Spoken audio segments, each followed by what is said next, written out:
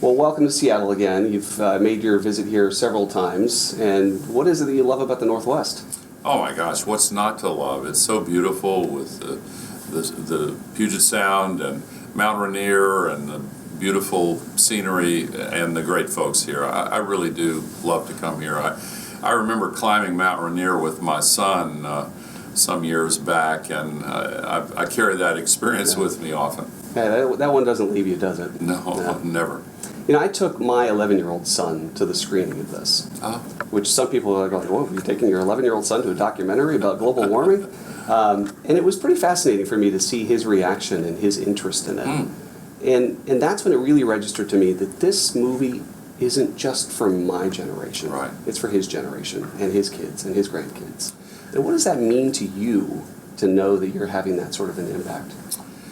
Well, I hope to have that kind of impact because I actually began to feel this issue much more intensely by thinking about my own kids and now my grandkids. Because what we do now is going to shape the world that we leave to them. There are two big changes in the last decade relevant to our kids. Number one, the climate-related extreme weather events are way more common now, way more severe. People are connecting the dots. But number two, the other big change is we have the solutions now.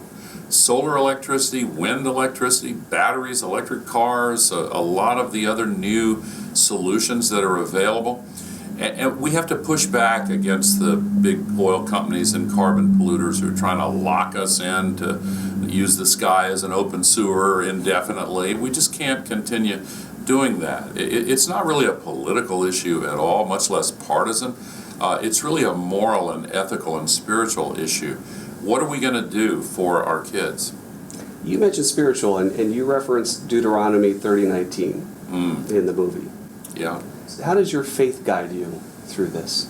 Well, I don't proselytize my own faith tradition, but it is the foundation of just about everything I do. I don't wear it on my sleeve, but I believe that the purpose of life is to glorify the Creator, and if we are heaping contempt on the creation, I don't think we're doing what we're supposed to do.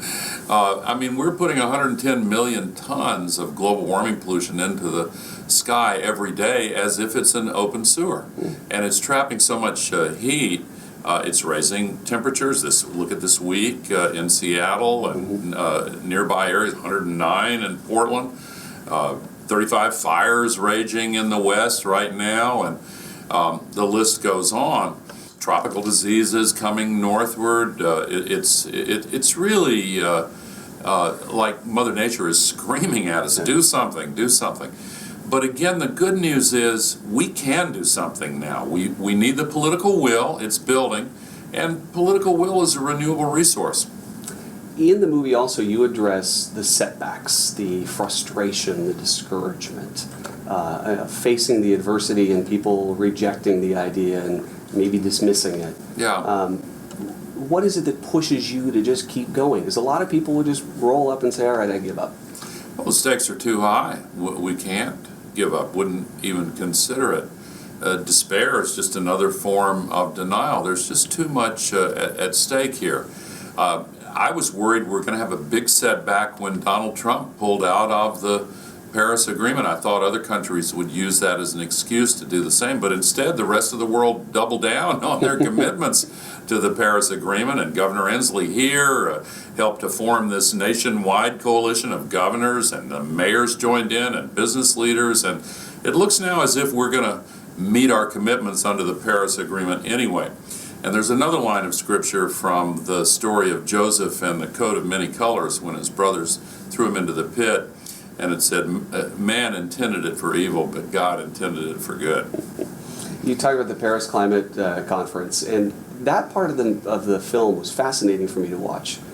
You were really, I mean, you were working it. You were coming up with the ideas and making the phone calls, and I think a lot of people from the outside may think, well, it's other people do all that work, but it was you.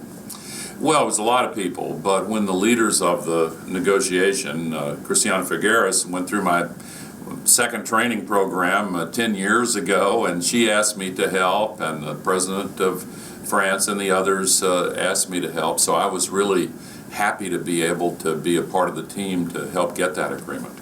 In Paris also, you ran into the traffic jam. And I love the humility of, oh, can we take the subway?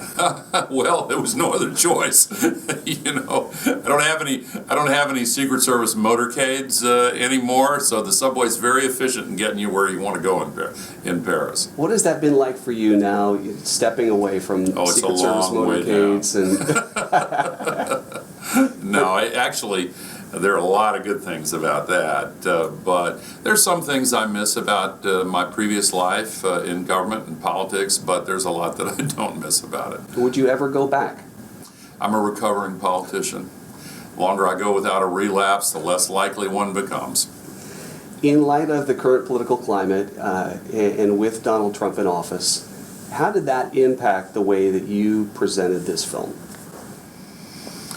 Well, we always knew in filming the movie over the last 2 years that we were going to have to wait and see how the election came out, what the winner did, what it felt like, and so we built that in. I've been doing this for a long time now, and this is not the first setback, and I've learned over time that overall the momentum is toward the solutions and toward a larger number of people saying we want to help solve this. 100% of the profits go to train more climate activists. There's a book of the same name on sale now, same deal. So I hope people learn about it and then use their voices to win the conversations about climate. Use their votes and become politically active. Use their choices in life to tell business that they prefer the climate-friendly alternatives. Very, very nice to meet you. Congratulations on the hard work and thanks for the service. Thank you so much. You're very kind.